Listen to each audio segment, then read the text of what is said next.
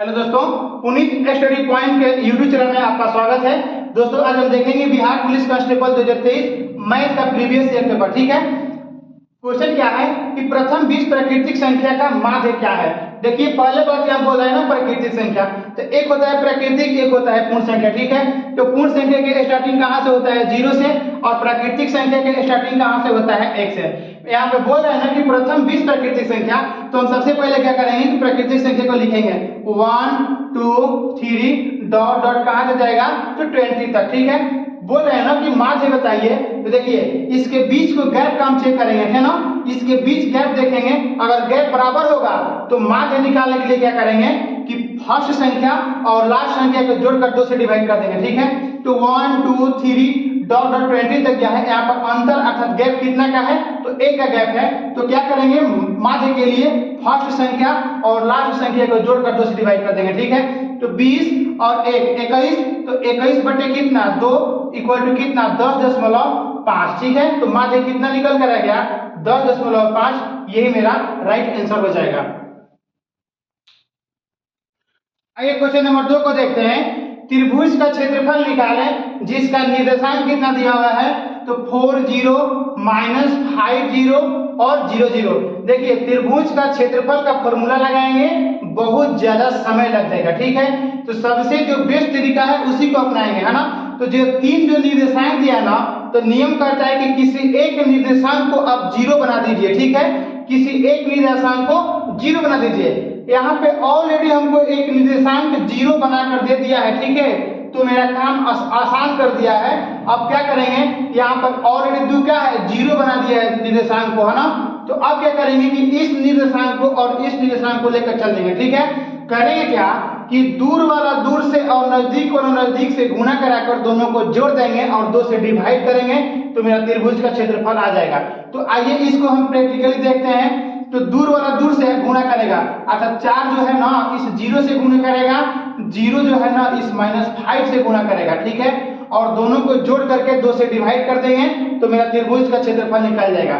तो 4 में जब 0 से गुणा करेंगे तो कितना आएगा 0 प्लस, ठीक है, -5 जब 0 से गुणा करेंगे कितना हो जाएगा 0, और डिवाइड बाई 2 इक्वल टू क्या 0/2 इक्वल टू कितना 0। अर्थात त्रिभुज का क्षेत्रफल कितना निकल कर गया 0। तो यही मेरा क्या हो जाएगा राइट आंसर हो जाएगा, अर्थात त्रिभुज का क्षेत्रफल 0। क्वेश्चन 3 क्या है कि 5 10 15 20 डॉट डॉट बोर्ड आएगी 125वां पद क्या है। ठीक है, तो 125वां पद यहाँ पर टी क्या बोल रहा है, एपी का क्वेश्चन है ना। तो सबसे पहले क्या करेंगे कि इसका सार्व अंतर देखेंगे। सार्व अंतर के लिए क्या करते हैं कि अगला संख्या जो होता है ना, अगला संख्या में से पिछला संख्या को घटाते हैं। अर्थात 10 में से 5 को घटाएंगे, 15 में से 10 को घटाएंगे, 20 में से 15 को घटाएंगे। तो इसको हम 20 से सूचित करते हैं। ठीक है, तो सार्व अंतर चेक करेंगे, तो 20 में से 15 को माइनस करेंगे, 20 में से जब हम 15 को माइनस करेंगे तो कितना आएगा 5 आएगा। ठीक है, सर्वांतर 5। nवां पद का फॉर्मूला क्या होता है तो tn इक्वल टू क्या होता है a + n-1 इंटू d। तो 125वां बोल रहा है ना, तो इसको हम शॉर्टकट में क्या लिखेंगे a प्लस कितना 125 दिया है तो 1 को हम लिखेंगे। ठीक है, तो 124d लिखेंगे। अब इसको हम सजा देंगे। ठीक है, a का मान कितना है, हाँ जो प्रथम पद होता है ना वही 1 होता है, a का मान होता है। ठीक है, जो प्रथम पद होता है ना वही a का मान होता है।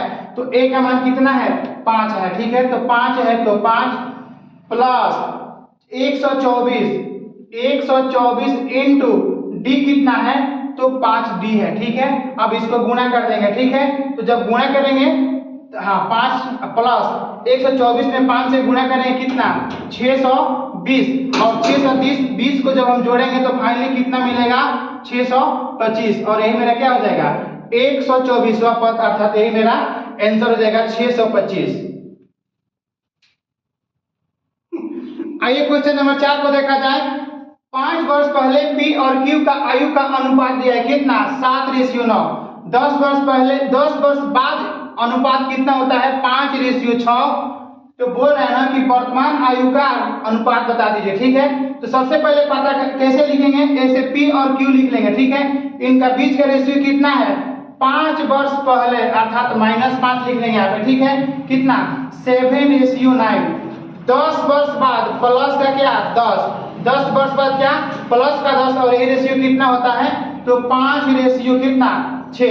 अब हम पता एक रेशियो का मान निकालेंगे तो करेंगे क्या कि जो ये बाद का जो रेशियो दिया ना इसके बीच के गैप लिखेंगे तो 5 से 6 हुआ है कितना 1 का गैप बटा क्रॉस का गुणा करेंगे और अंतर निकालेंगे। ठीक है तो कितना 9 बचे कितना 45 9 बचे 45 ये गुणा करेगा और 7 छक्के 42 9 बचे 45 और 7 छक्के 42 3 का। ठीक है तो यहाँ पर लिखेंगे 3 इंटू देखिए 5 वर्ष पहले 10 वर्ष बाद गैप कितना का होगा इसको हम ऐड कर देंगे 15। ठीक है तो 15 से जब गुणा करेंगे ना तो ये बाई क्रॉस कटेगा अर्थात एक रेशियो का मान कितना निकल कर आ गया 5।